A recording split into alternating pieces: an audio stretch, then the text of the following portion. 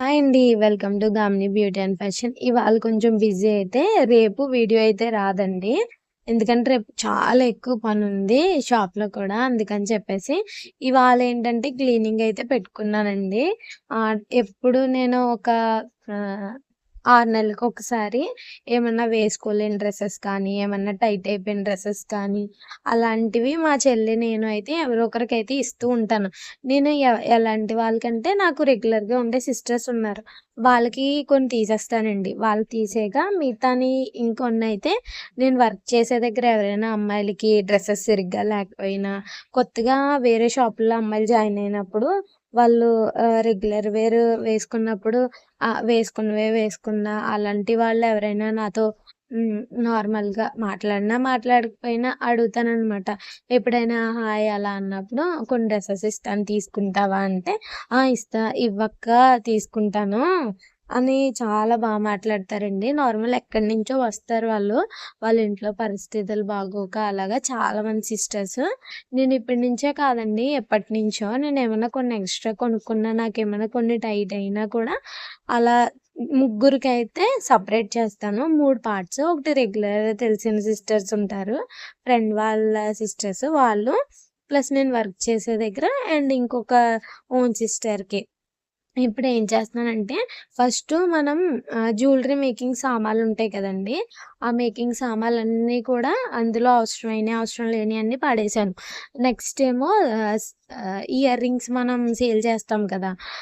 30 rupees ear rings అవన్నీ కూడా separate చేశాను. నెక్స్ట్ స్క్రంచెస్ బిజినెస్ కూడా మనం చేసాం. స్క్రంచెస్ అన్నీ కూడా సెపరేట్ చేసేసి అవన్నీ ఒక దాంట్లో పెట్టానండి. నెక్స్ట్ క్లాత్స్ అన్నీ తీసుకున్నాను. ఇంకా ఇటువైపు సైడ్ వీడియో అనేది కెమెరా సరిగ్గా పెట్టలేదు. స్టాండ్ వేరే రూమ్‌లో అయితే ఉండడం వల్ల ఇక్కడైతే సెపరేట్ చేసుకుంటున్నాను. ప్యాంట్స్ దేనివి దానికి, టాప్స్ దేనివి దానికి అయితే సెపరేట్ చేసుకుంటున్నానండి. మీకొక టిప్ అయితే చెప్తాను. ఎప్పుడైనా మనకేదైనా అవసరం లేదని ఒక వస్తువు మన దగ్గరుంటే, అది మన చుట్టూ ఉన్న వాళ్ళలో ఎవరికైనా అవసరమై ఉంటే ఖచ్చితంగా దాన్ని ఇచ్చేయాలండి. అది మన దగ్గర ఉండి కూడా దాన్ని మనం వాడం. Time waste. ఆ వస్తువు కూడా నిజంగా ప్రాణముంటే నన్ను వాడు అని గాని, లేకపోతే ఏదో ఒక రీజన్ అనుకోండి.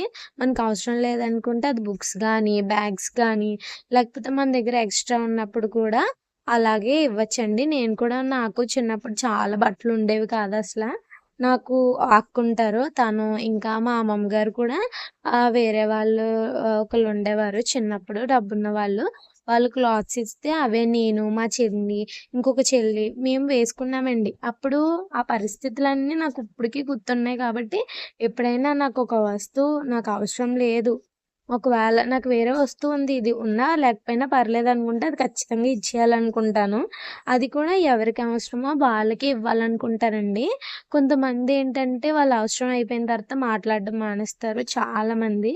అలా అని చెప్పేసి మనం పెద్దగా మైండ్‌లోకైతే తీసుకోవాల్సిన అవసరం అయితే లేదు అలాంటి విషయాలు. ఇక్కడ ఏం చేస్తున్నానంటే సెగ్రిగేట్ చేసేసుకుంటున్నాను. ముగ్గురికి 3 కవర్స్ పెట్టుకొని ఎవరిది ఏమివ్వాలి అని చెప్పేసి. ఇంకొకటేంటంటే ఒక సిస్టర్ ఉంటుందండి నా షాప్ దగ్గర. తనకైతే ఇవన్నీ సెలెక్ట్ చేశాను. ఫస్ట్ టైమ్ తనకిస్తున్నాను. తనకైతే హ్మ్.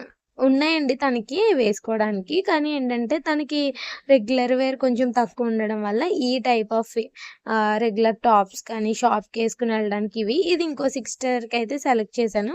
ఫస్ట్‌వయితే కొంచెం బాగా స్మాల్ సైజు. ఇవి కొంచెం మీడియం సైజు. అంటే ఈ చెల్లెళ్ళు కొంచెం మీడియం సైజు. తనైతే నాకు వర్క్ చేసే దగ్గర ఉంది కదా! ఇంకా బీరువాలోకెళ్ళి చూసానండి. ఈ టాప్స్ 3 కొత్తవేనండి మా చెల్లివి. అయితే తను తీసుకున్న తర్వాత బహుశా కట్ చేయమంటే ఇంకా ఎక్కువ షార్ట్ చేసేసారు. తను వేసుకోలేదు కూడా ఇవి. అవి కొన్ని ఇంకా ఏమన్నా ఉన్నాయో ఇల్లంతా చూసానండి. మొత్తానికి ఇలా సెగ్రిగేట్ చేసుకొని ఎవరికైతే హెల్ప్ ఉందో, ఎవరికైతే అవసరమో వాళ్ళకైతే ఇచ్చేస్తాను. మీరు కూడా మీ క్లాత్స్‌ని ఏం చేస్తారో కామెంట్ చేయండి.